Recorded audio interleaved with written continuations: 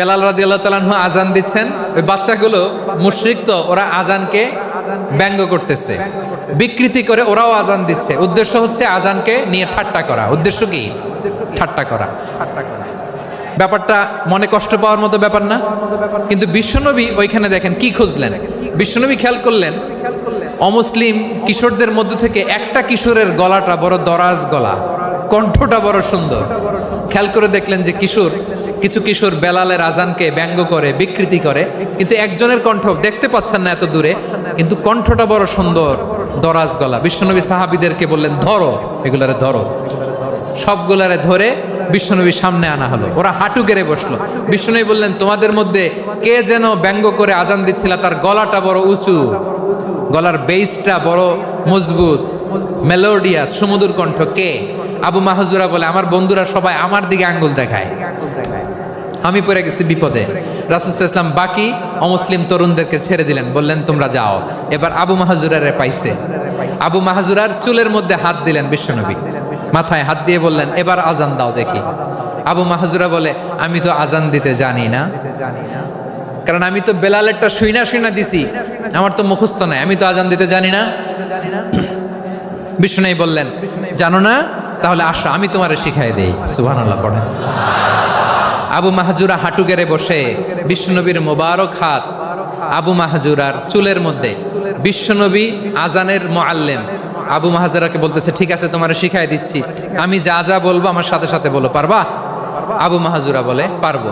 বিশ্বনবী আজান দিচ্ছেন মাথায় হাত দিয়ে, আল্লাহু আকবার, আল্লাহু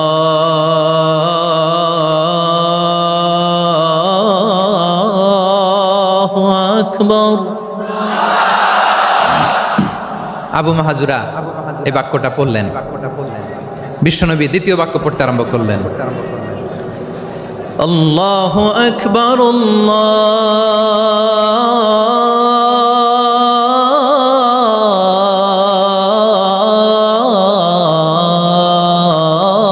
আল্লাহু আকবার।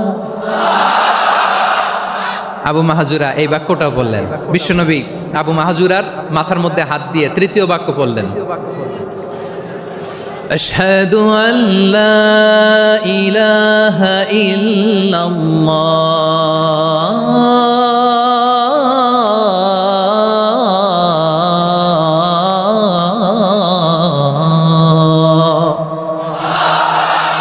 আবু মাহজুরা তৃতীয় বাক্য পড়লেন। বিশ্বনবী একটা বাক্য পরে আবু মাহজুরা পরে, বিশ্বনবী পরে আবু মাহজুরা পরে। আবু মাহজুরা কিন্তু অমুসলিম, মুশরিক।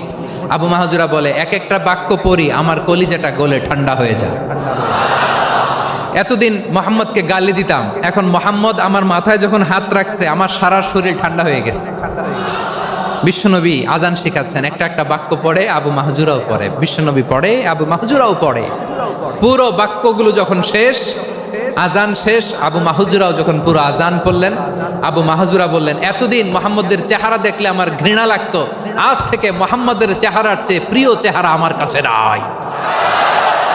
আবু মাহজুরা বললেন, ও মুহাম্মদ, আজানের বাক্য তো আপনি আমারে শেখালেন, এখানেই শেষ করবেন না, আপনি আমারে পড়ায় দেন, লা ইলাহা ইল্লাল্লাহু মুহাম্মাদুর রাসূলুল্লাহ সাল্লাল্লাহু আলাইহি ওয়াসাল্লাম। বিশ্বনবীর সাথে দাঁড়িয়ে উনি শাহাদা পড়ে মুসলমান হয়ে গেলেন।